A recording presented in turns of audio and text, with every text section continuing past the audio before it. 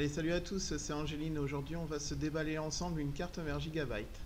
Donc, il s'agit de la Z170 UD5 TH. Donc, l'essentiel des informations concernant cette carte sont dans la ref. En l'occurrence, il s'agit d'une carte supportant le chipset Z170, comme son nom l'indique. L'UD5 pour ultra durable, qui est donc la norme, enfin l'appellation Gigabyte pour les cartes très haute résistance, et le TH pour le Thunderbolt, puisque cette carte est la première carte mère où on trouve le fameux Thunderbolt génération 3. Alors on va le voir, il est là. Donc le génération 3, comme vous pouvez le voir, 40 gigabits par seconde, on atteint des records. Alors le Thunderbolt c'est quoi? Eh bien en fait c'est une connectique qui ressemble dans cette norme 3 à l'USB 3.1, en l'occurrence avec un connecteur type C, donc un connecteur qui est petit et réversible et qui permet de brancher tout un tas d'appareils, en l'occurrence des classiques, disques durs et autres périphériques ou médias de stockage, mais surtout, il permet de brancher des GPU box, comme on voit là ici sur le diagramme, des GPU box, qui permettent d'alimenter jusqu'à 2 écrans 4K. Donc là, vous avez toutes les infos. Voilà. Donc c'est la particularité de cette carte, c'est la possibilité de brancher des périphériques Thunderbolt tout en étant compatible avec les derniers chipsets et la dernière mémoire de chez Intel. Donc vous avez une très très belle carte en termes de performance.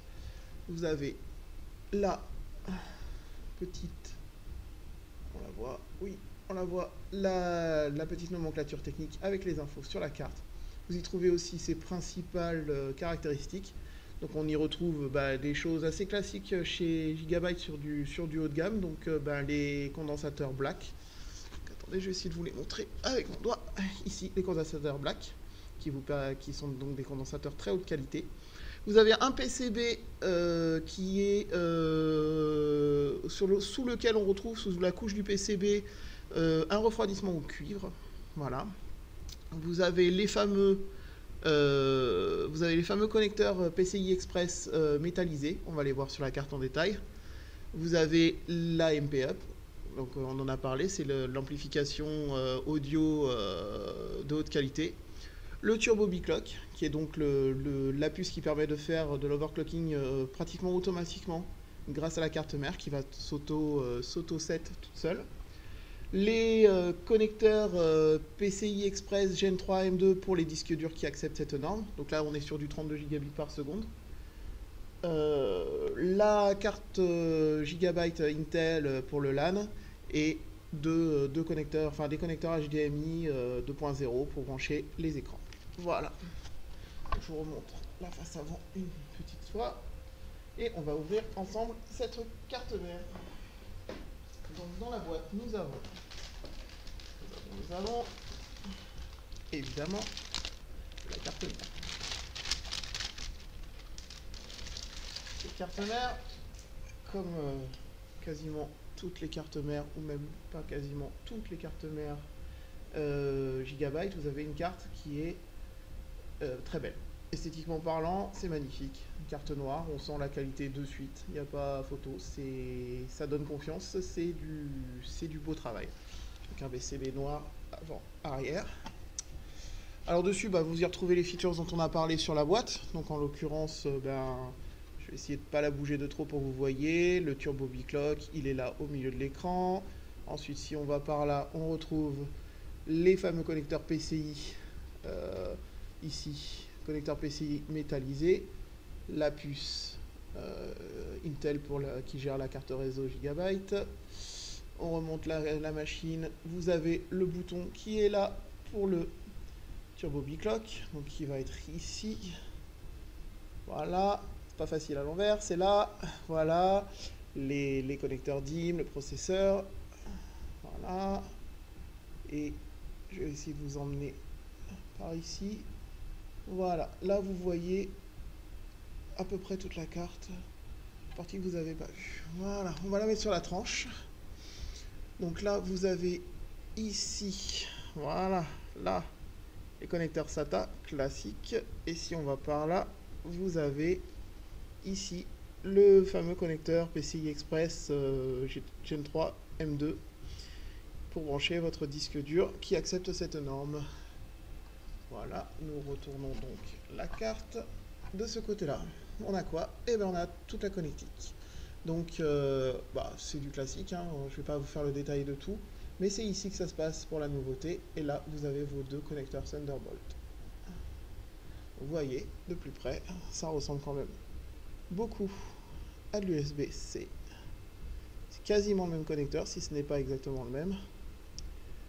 Et vous avez donc la possibilité de brancher vos appareils dessus. Il y a la MP Up aussi, on ne l'a pas vu tout à l'heure, je vous le remontre, il est là, avec l'amplificateur. Ici, l'amplificateur audio. Voilà.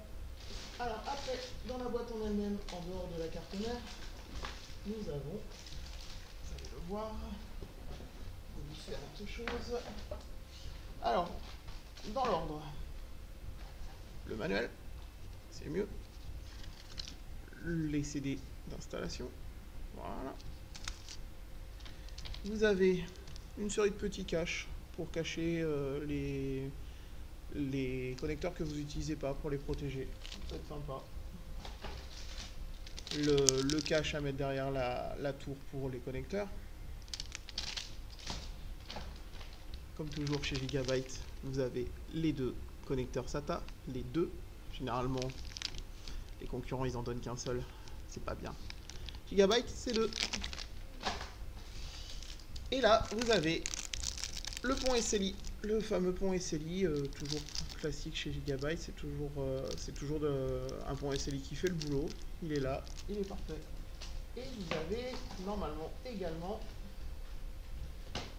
un autre truc que j'adore chez Gigabyte, c'est le G-Connector. Alors, je vais essayer de vous le montrer de près pour que vous voyez.